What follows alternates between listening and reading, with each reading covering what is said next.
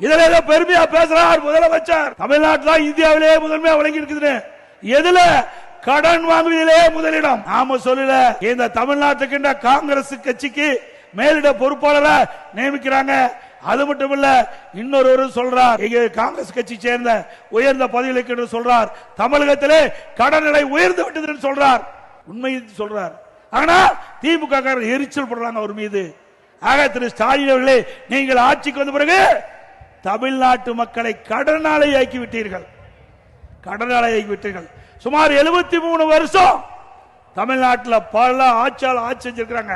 முதல்ல காங்கிரஸ், திமுக, அண்ணா திமுக, திமுக, அண்ணா திமுக, அண்ணா திமுக, திமுக மாறி மாறி 73 ஆண்டு காலம் 2021 வரை ஆட்சி செய்தல கிட்டத்தட்ட 5,18,000 கோடி தமிழ்நாட்டுடைய கடன்.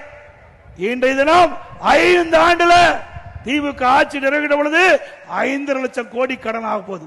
5 ஆண்டுல 5 லட்சம் கோடி. எல்லாம் கடன்காரன் ஆகிட்டாங்க. ஏதோ நீங்க வர்றீங்க, நான் பேசுறேன், வேடிக்கை பார்க்காதீங்க. கடனை நீங்க தான் கட்ட வேணும். தமிழ்நாட்டு மக்கள் தான் கடனை கட்ட வேணும். எப்படி கடனை கட்ட வேணும்? வரி போட்டு கடனை கட்டுவோம். வரி போடுவாங்க. அந்த வரி நம்ம தலைமையில் தான் வந்து விழுவோம். நம்ம தலையில் தான் வந்து விழுவோம்.